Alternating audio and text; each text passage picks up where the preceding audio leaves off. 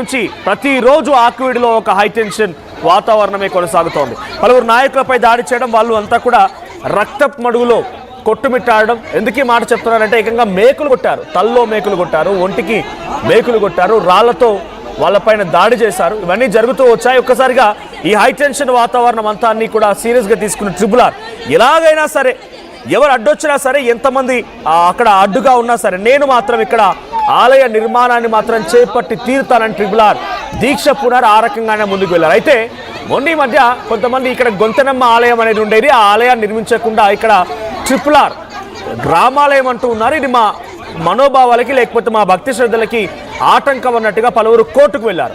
So కోర్టుకు వెళ్ళిన తర్వాత కోర్టు ఏం చెప్పిందంటే ఒక రకంగా ట్రిబ్యునల్కి షాక్ ఇచ్చిందని చెప్పాలి. కోర్టు ఏం చెప్పింది, సింగిల్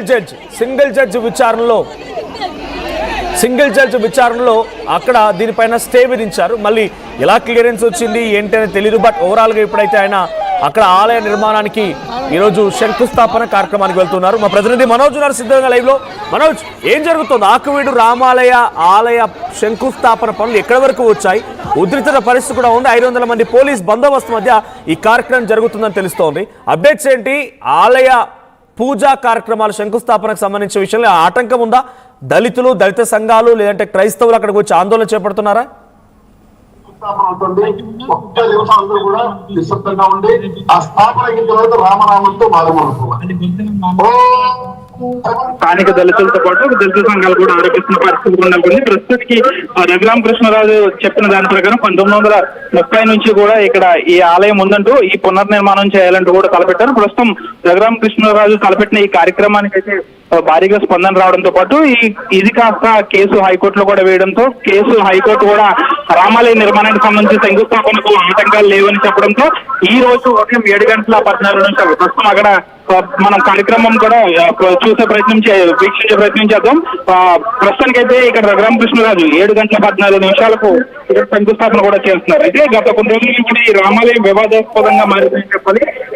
ఇక్కడ దళితులు ముఖ్యంగా తీవ్రస్థాయిలో వ్యతిరేకించారు. అయినప్పటికీ కూడా ప్రస్తుతం ఇక్కడ భారీగా దాదాపు 500 మంది పోలీసులు, అంటే కృష్ణతో పాటు ఎన్టీఆర్ జిల్లా, పశ్చిమ గోదావరి జిల్లా, తూర్పు గోదావరి జిల్లా, మొత్తం 4 జిల్లాల నుంచి భారీగా పోలీసులు కూడా వచ్చారు. పోలీసుల ఆధీనంలో మొత్తం ఆకివీడు పెదపేట ఉందని చెప్పి ప్రస్తుతానికైతే పెదపేటకు సంబంధించిన వారెవరు కూడా బయటికి రాని పరిస్థితి కూడా నెలకొంది. ప్రస్తుతం మనం చూడొచ్చు విజువల్స్ లో రఘురామకృష్ణరాజు స్వయంగా అక్కడ శంకుస్థాపనకు సంబంధించి పూజ కూడా చేస్తున్నారు. అంతేకాకుండా కైకలూరు ఎమ్మెల్యే కామినేని శ్రీనివాస్ మరియు కాంగ్రెస్ మాజీ ఎంపీ కనుమూరి బాబురాజు కూడా ఇక్కడ వచ్చారని చెప్పారు. అయితే గత కొన్ని రోజులుగా ఈ వివాదం నడుస్తున్నప్పటికీ కూడా ప్రస్తుతం ఇది కాస్త రఘురామకృష్ణరాజు పాజిటివ్ గా కోర్టు చెప్పడంతో ప్రస్తుతం ఇక్కడ పూజ కార్యక్రమాలు అయితే కొనసాగుతున్నాయి.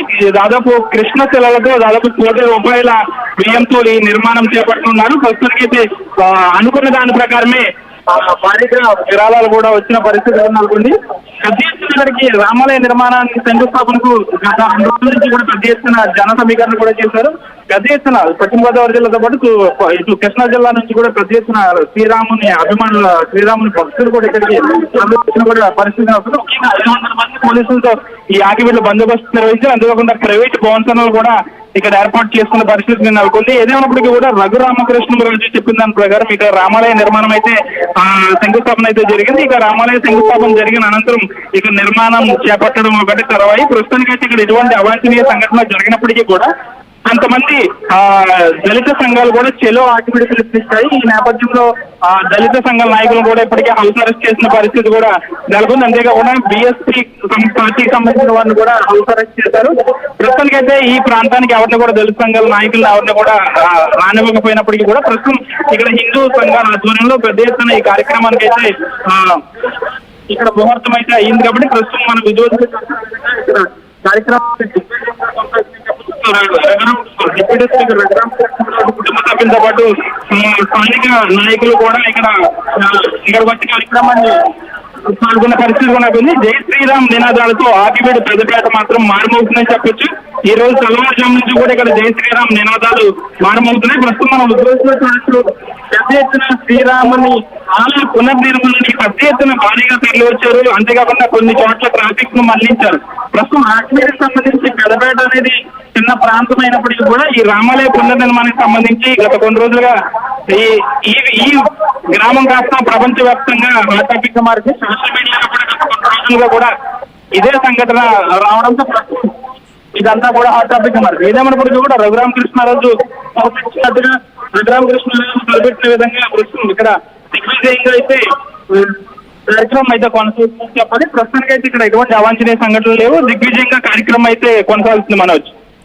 రైట్, అక్కడ దళిత సంఘాలు కానీ దళిత నాయకులు కానీ ఎవరైతే వ్యతిరేకించారో వాళ్ళు కూడా ఉన్నారా? వాళ్ళంతా వచ్చి ఉదయం నుంచి పూజా క్రతువులు జరుగుతున్నాయి కాబట్టి వాళ్ళని వ్యతిరేకించే అవకాశం ఉందా? పోలీస్ బందోబస్తు ఎలా ఉంది? ముఖ్యంగా దళిత సంఘాల నాయకులకు సంబంధించి గత రాత్రి నుంచి కూడా హౌస్ అరెస్టులు చేసిన పరిస్థితి ఉన్నారు. ముఖ్యంగా చెలో ఆకివీడు పిలుపునిచ్చిన నేపథ్యంలో దళిత సంఘాల నాయకులందరినీ కూడా పోలీసులు హౌస్ అరెస్ట్ చేశారు. అంతేకాకుండా దళిత సంఘాల వారిని ఇక్కడికి ఎవరిని రానివ్వండి, ఇప్పటికే పోలీస్ స్టేషన్ లో వారిని నిర్బంధించిన పరిస్థితి నెలకొంది. అయితే ఇక్కడ రామాలయ నిర్మాణం వద్దు, గొంతెనమ్మ ఆలయ నిర్మాణం చేపట్టాలని అయితే కోరుతున్న పరిస్థితి కూడా ఎటువంటి అవాంఛనీయ సంఘటనలు హిందూ సంఘాల నాయకులు మాత్రం ఇక్కడికి ఎవరికి రానివ్వలేదు. ప్రస్తుతం కేవలం హిందూ సంఘాలకు సంబంధించిన నాయకులు మాత్రమే ఇక్కడికి తరలివచ్చారు. అంతేకాకుండా పెద్ద ఎత్తున హిందూ సంఘాల నాయకులు తరలి రావడంతో పాటు ఈ ప్రాంతం అంతా కూడా శ్రీరామ నామస్తో మారిమవుతుందని చెప్పాలి. పెద్ద ఎత్తున ఇక్కడ పోలీసు బందోబస్తు కూడా నిర్వహించిన పరిస్థితి కూడా నెలకొంది. ప్రస్తుతం ఈ రామాలయానికి సంబంధించి శంకుస్థాపన కార్యక్రమం దిగ్విజయంగా కొనసాగింది కాబట్టి ఇక రామాలయ నిర్మాణానికి సంబంధించి ఆలయ నిర్మాణం చేపట్టడం ఒకటే తర్వాత ఇప్పటికీ దాదాపు కృష్ణశిలలు కూడా ఇక్కడికి తీసుకొచ్చారు. అయితే ఈ రోజు నుంచి కూడా దిగ్విజయంగా ఈ రామాలయ నిర్మాణానికి సంబంధించి పెద్ద ఎత్తున పనులు అనేవి ప్రారంభం కానున్నాయి Manoj. Right, thank you Manoj. So మొత్తంగా ఆకివీడులో రామాలయ ఆలయ శంకుస్థాపన కార్యక్రమాలు అట్టహాసంగా జరుగుతున్నాయి. ఇప్పటికే పలువురు ఎవరైతే వ్యతిరేకిస్తున్నారో అందరూ కూడా హౌస్ అరెస్ట్ చేయడం జరిగింది. 500 మంది పోలీస్ బందోబస్తు మధ్య RRR ఆలయ శంకుస్థాపన చేస్తున్నారు. పలువురు హిందూ సంఘాలు చేరుకున్నాయి అక్కడికి. హిందువులంతా అక్కడికి చేరుకొని ఆలయ శంకుస్థాపనను వీక్షిస్తున్నారు. సో లైవ్ విజువల్స్ మనం చూస్తున్న ఉదయం నుంచి కూడా కొంత ఉద్రిక్త పరిస్థితి నెలకొన్నప్పటికీ అక్కడ వాటిని కూడా కంట్రోల్ చేసుకొచ్చే ప్రయత్నం పోలీసులు చేశారు. పలువురిని అరెస్ట్ చేశారు, పలువురిని హౌస్ అరెస్ట్ చేసినట్టు తెలుస్తోంది. సో ఇప్పుడైతే కొంత ఉద్రిక్తత పరిస్థితుల మధ్యలోనే ఆలయ శంకుస్థాపన కార్యక్రమం జరుగుతోంది. సో గతంలో